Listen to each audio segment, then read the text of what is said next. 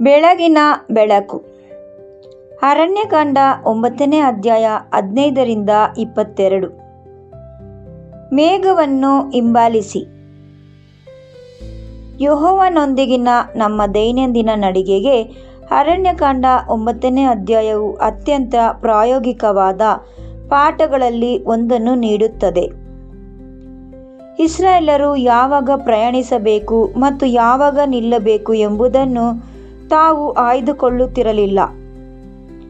ಅವರು ಒಂದು ಸ್ಥಳದಲ್ಲಿ ಎಷ್ಟು ದಿನ ಇರಬೇಕೆಂದು ತಾವೇ ನಿರ್ಧರಿಸುತ್ತಿರಲಿಲ್ಲ. ಮೇಘವೇ ಎಲ್ಲವನ್ನು ನಿರ್ಧರಿಸುತ್ತಿತ್ತು. ಮೇಘವು ಚಲಿಸಿದಾಗ ಜನರು ಚಲಿಸುತ್ತಿದ್ದರು. ಮೇಘವು ನೆಲೆಸಿದಾಗ ಜನರು ತಂಗುತ್ತಿದ್ದರು. ಯೆಹೋವನ ಆಜ್ಞೆಯ ಪ್ರಕಾರ ಇಸ್ರಾಯೇಲ್ಯರು ಪ್ರಯಾಣ ಹೊರಡುತ್ತಿದ್ದರು ಮತ್ತು ಯೆಹೋವನ ಆಜ್ಞೆಯ ಪ್ರಕಾರವೇ ಡೇರೆಗಳನ್ನು ಹಾಕುತ್ತಿದ್ದರು. ಅರಣ್ಯಕಾಂಡ 9ನೇ ಅಧ್ಯಾಯ 18ನೇ ವಾಕ್ಯ. ನಿಜ ಜೀವನದಲ್ಲಿ ಇದು ಹೇಗಿರಬಹುದು ಎಂದು ನಾವು ಕಲ್ಪಿಸಿಕೊಳ್ಳೋಣ. ಕೆಲವೊಮ್ಮೆ ಆ ಮೇಘವು ಒಂದು ಸುಂದರವಾದ ಮತ್ತು ಅನುಕೂಲಕರವಾದ ಸ್ಥಳದಲ್ಲಿ ಬಂದು ನೆಲೆಸಿತು. ಅಲ್ಲಿ ಹತ್ತಿರದಲ್ಲೇ ನೀರು, ಬಿಸಿಲಿನಿಂದ ರಕ್ಷಿಸಲು ನೆರಳು ಮತ್ತು ಕುಟುಂಬಗಳು ವಿಶ್ರಾಂತಿ ಪಡೆಯಲು ಸಾಕಷ್ಟು ಸ್ಥಳಾವಕಾಶ ಇರುತ್ತಿರಬಹುದು. ಜನರು ತಮ್ಮ ಡೇರೆಗಳನ್ನು ಹಾಕಿ ತಮ್ಮ ಸಾಮಗ್ರಿಗಳನ್ನು ಜೋಡಿಸಿ ಅಲ್ಲೇ ನೆಲೆಸಲು ಸಿದ್ಧರಾಗುತ್ತಿದ್ದರು. ಪ್ರಾಯಶಃ ಅವರು ತಮಗೆ ತಾವೇ ಕೊನೆಗೆ ನಮಗೆ ಒಂದು ಒಳ್ಳೆಯ ಸ್ಥಳ ಸಿಕ್ಕಿತು, ಬಹುಶಃ ನಾವು ಇಲ್ಲಿ ದೀರ್ಘಕಾಲ ಇರಬಹುದು ಎಂದು ಅಂದುಕೊಳ್ಳುತ್ತಿದ್ದರು. ಆದರೆ ಮರುದಿನ ಮುಂಜಾನೆಯೇ ಆ ಮೇಘವು ಮೇಲಕ್ಕೆ ಎದ್ದು ಚಲಿಸಲು ಪ್ರಾರಂಭಿಸಿತು. ತಕ್ಷಣವೇ ಪ್ರತಿಯೊಬ್ಬರು ತಮ್ಮ ಸಾಮಗ್ರಿಗಳನ್ನು ಪ್ಯಾಕ್ ಮಾಡಿ ಅಲ್ಲಿಂದ ಹೊರಡಬೇಕಾಗುತ್ತಿತ್ತು. ಅದು ಅವರಿಗೆ ಎಷ್ಟು ನಿರಾಶೆ ಉಂಟು ಮಾಡಿರಬಹುದು. ಅವರು ಅಲ್ಲಿ ಹೊಂದಿಕೊಂಡು ಆರಾಮವಾಗಿದ್ದಾರೆ ಎನ್ನುವಾಗಲೇ ಯೆಹೋವನು ಅವರನ್ನು ಮತ್ತೆ ಮುಂದೆ ಸಾಗುವಂತೆ ಕರೆಯುತ್ತಿದ್ದನು. ತಮಗೆ ಇಷ್ಟವಾದ ಸ್ಥಳದಿಂದ ಆತನು ತಮ್ಮನ್ನು ಏಕೆ ದೂರ ಕರೆದೊಯ್ದಿದ್ದಾನೆ ಎಂದು ಅವರು ಆಶ್ಚರ್ಯ ಪಡುತ್ತಿರಬಹುದು. ಆದರೆ ಅವರ ಪಾಠ ಸರಳವಾಗಿತ್ತು. ಅವರ ಆರಾಮ್ ಅಥವಾ ಅನುಕೂಲತೆಯು ಗುರಿಯಾಗಿರಲಿಲ್ಲ. ಅವರ ತಲುಪಬೇಕಾದ ತಾಣವೇ ಗುರಿಯಾಗಿತ್ತು. ವಾಗ್ದಾನ ದೇಶವು ಅವರನ್ನು ಮುಂದಿನ ಮತ್ತು ಮೇಘವು ಅವರನ್ನು ಅಲ್ಲಿಗೆ ಮುನ್ನಡೆಸುತ್ತಿತ್ತು. ಇನ್ನು ಕೆಲವು ಸಮಯಗಳಲ್ಲಿ ಇದರ ತದ್ವಿರುದ್ಧವಾಗಿ ಸಂಭವಿಸುತ್ತಿತ್ತು. ಮೇಘವು ಒಂದು ಕಠಿಣವಾದ ಹಾಗೂ ಕಷ್ಟಕರವಾದ ಸ್ಥಳದಲ್ಲಿ ಬಂದು ನೆಲೆಸುತ್ತಿತ್ತು. ಅಲ್ಲಿನ ನೆರವು ಒರಟಾಗಿತ್ತು ಮತ್ತು ಪರಿಸ್ಥಿತಿಗಳು ಅನುಕೂಲವಾಗಿದ್ದವು. ಪ್ರತಿದಿನ ಮುಂಜಾನೆ ಜನರು ಆ ಮೇಘವು ಚಲಿಸಲಿ ಎಂದು ಆಶಿಸುತ್ತಿದ್ದರು. ಆದರೂ ದಿನಗಳೇ ಕಳೆದರೂ ಮೇಘವು ಅಲ್ಲೇ ಇರುತ್ತಿತ್ತು.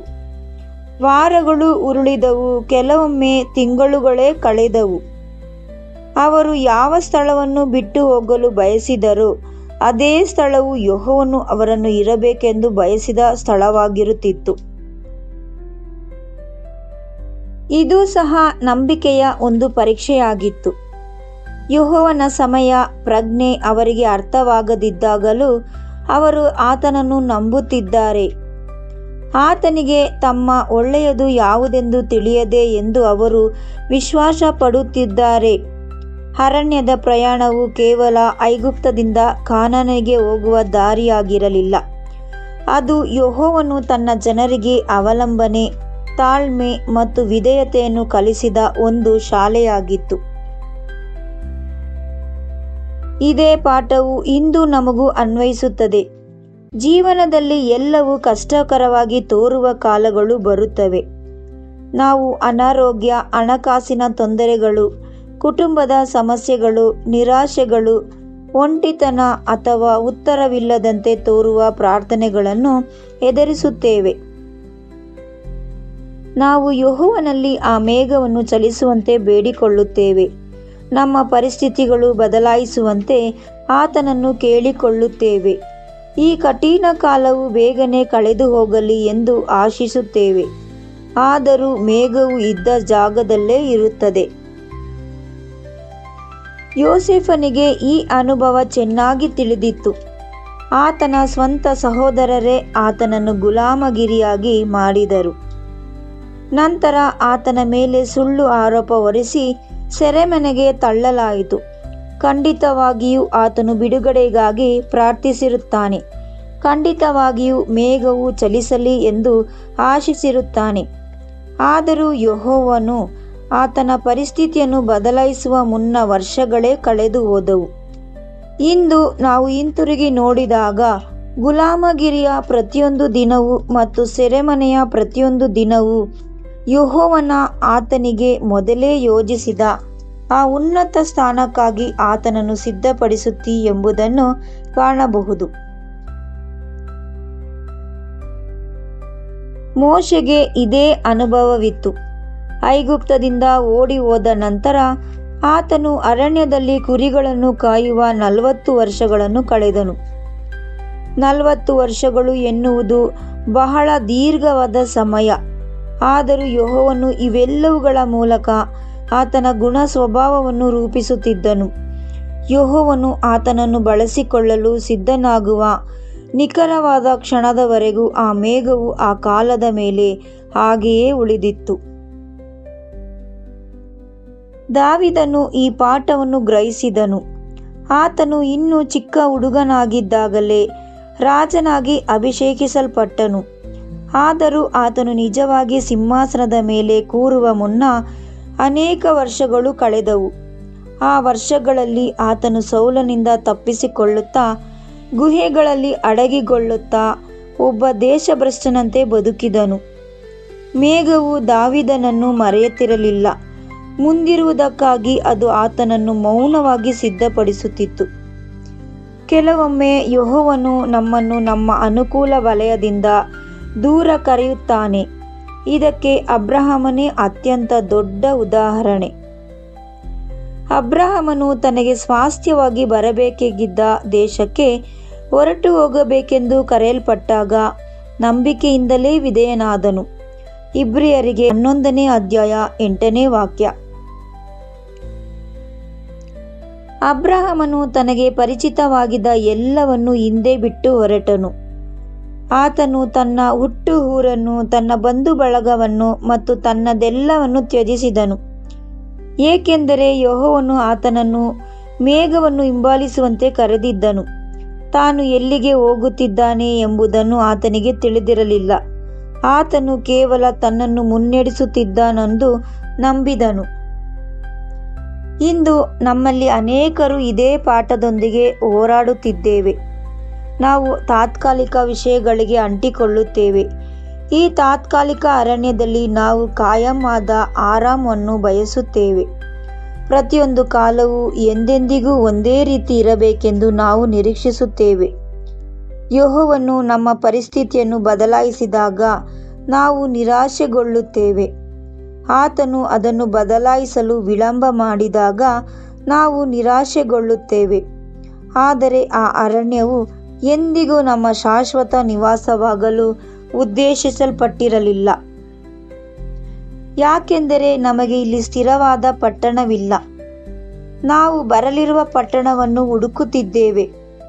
ಇಬ್ರಿಯರಿಗೆ 13ನೇ ಅಧ್ಯಾಯ 14ನೇ ವಾಕ್ಯ. ಈ ಲೋಕವು ನಮ್ಮ ಅಂತಿಮ ತಾಣವಲ್ಲ. ನಮ್ಮ ಉದ್ಯೋಗಗಳು, ಮನೆಗಳು, ಆಸ್ತಿಪಾಸ್ತಿಗಳು, ಸಾಧನೆಗಳು ಮತ್ತು ಲೌಕಿಕ ಅನುಕೂಲಗಳು ಎಲ್ಲವೂ ತಾತ್ಕಾಲಿಕ. ಯೆಹೋವನು ನಮಗೆ ಇವೆಲ್ಲವುಗಳನ್ನು ಒಂದು ಕಾಲದವರೆಗೆ ಆಶೀರ್ವಾದವಾಗಿ ನೀಡಬಹುದು. ಆದರೆ ಇವುಗಳು ಆತನ ವಾಗ್ದಾನವಲ್ಲ. ಆತನ ರಾಜ್ಯವೇ ನಿಜವಾದ ವಾಗ್ದಾನ. ಈ ತಿಳುವಳಿಕೆಯು ನಾವು ನಮ್ಮ ನಿರಾಶೆಗಳನ್ನು ನೋಡುವ ವಿಧಾನವನ್ನೇ ಬದಲಾಯಿಸುತ್ತದೆ. ಒಂದು ಸುಖಕರವಾದ ಕಾಲ ಮುಗಿದಾಗ ನಮ್ಮ ನಿರೀಕ್ಷೆ ಎಂದಿಗೂ ಆ ಕಾಲದ ಮೇಲಿರಲಿಲ್ಲ ಎಂಬುದನ್ನು ನಾವು ನೆನಪಿಸಿಕೊಳ್ಳುತ್ತೇವೆ. ಒಂದು ಕಠಿಣ ಕಾಲವು ನಾವು ನಿರೀಕ್ಷಿಸಿದ್ದಕ್ಕಿಂತ ದೀರ್ಘಕಾಲ ಮುಂದುವರಿದಾಗ ಯೆಹೋವನು ಇನ್ನೂ ನಮ್ಮನ್ನು ಮುನ್ನಡೆಸುತ್ತಿದ್ದಾನೆ ಎಂಬುದನ್ನು ನಾವು ನೆನಪಿಸಿಕೊಳ್ಳುತ್ತೇವೆ. ಮೇಘವು ನಮ್ಮನ್ನು ಕೈಬಿಡಲಿಲ್ಲ. ನಮ್ಮ ಮುಂದಿರುವ ಪ್ರಶ್ನೆ ಸರಳವಾಗಿದೆ. ನಾವು ಮೇಘವನ್ನು ಹಿಂಬಾಲಿಸುತ್ತಿದ್ದೇವೆಯೇ ಅಥವಾ ನಮ್ಮ ಸ್ವಂತ ಆಸೆಗಳನ್ನು ಹಿಂಬಾಲಿಸುತ್ತಿದ್ದೇವೆಯೇ? ಯೆಹೋವನು ಹೊರಡು ಎಂದಾಗ ನಾವು ಹೊರಡಲು ಸಿದ್ಧರಾಗಿದ್ದೇವೆಯೇ? ಯೆಹೋವನು ಕಾಯಿ ಎಂದಾಗ ನಾವು ಕಾಯಲು ಸಿದ್ಧರಾಗಿದ್ದೇವೆಯೇ? ಮೇಘವು ನಾವು ಹೋಗಲು ಬಯಸುವ ಸ್ಥಳಕ್ಕೆ ನಮ್ಮನ್ನು ಕರೆದೊಯ್ಯುವಾಗ ವಿಧೇಯತೆ ಸುಲಭವಾಗಿರುತ್ತದೆ. ಆದರೆ ನಿಜವಾದ ಪರೀಕ್ಷೆ ಬರುವುದು ನಾವು ಎಂದಿಗೂ ಆಯ್ದುಕೊಳ್ಳದಂತಹ ಸ್ಥಳಕ್ಕೆ ಮೇಘವು ನಮ್ಮನ್ನು ಮುನ್ನಡೆಸಿದಾಗ ಮಾತ್ರ. ಸ್ವಯಂ ಕ್ರಿಸ್ತನೇ ಈ ರೀತಿಯಲ್ಲಿ ಜೀವಿಸಿದರು. ಆತನು ತನ್ನ ತಂದೆಯ ಚಿತ್ತವನ್ನು ಸಂಪೂರ್ಣವಾಗಿ ಹಿಂಬಾಲಿಸಿದರು. ಜನರು ಆತನನ್ನು ರಾಜವನ್ನಾಗಿಯೂ ಮಾಡಲು ಬಯಸಿದ ಸಮಯಗಳಿದ್ದವು. ಆದರೂ ಆತನು ಅಲ್ಲಿಂದ ಹೊರಟು ಹೋದರು.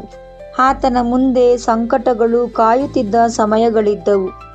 ಆದರೂ ಆತನು ಮುಂದೆ ಸಾಗುತ್ತಲೇ ಇದ್ದರು, ಏಕೆಂದರೆ ಅದು ಆತನ ತಂದೆಯ ಚಿತ್ತವಾಗಿತ್ತು.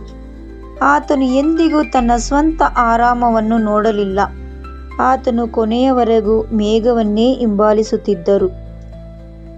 ನೂತನ ಸೃಷ್ಟಿಯ ವಿಶ್ವಾಸಿಗಳಾದ ನಮಗೆ ಈ ಮೇಘವು ಈಗ ಯೆಹೋವನ ವಾಕ್ಯದ ಮೂಲಕ, ಆತನ ಆತ್ಮನ ಮೂಲಕ ಮತ್ತು ಕ್ರಿಸ್ತನ ಮಾದರಿಯ ಮೂಲಕ ನಮ್ಮನ್ನು ಮುನ್ನಡೆಸುತ್ತದೆ. ನಮ್ಮ ಮೇಲೆ ಕಣ್ಣಿಗೆ ಕಾಣುವ ಮೇಘ ನಮಗೆ ಕಾಣದಿರಬಹುದು, ಆದರೆ ನಾವು ಇಂದಿಗೂ ಪ್ರತಿದಿನ ಆತನ ಹಸ್ತವನ್ನು ಹಿಂಬಾಲಿಸಬಹುದು.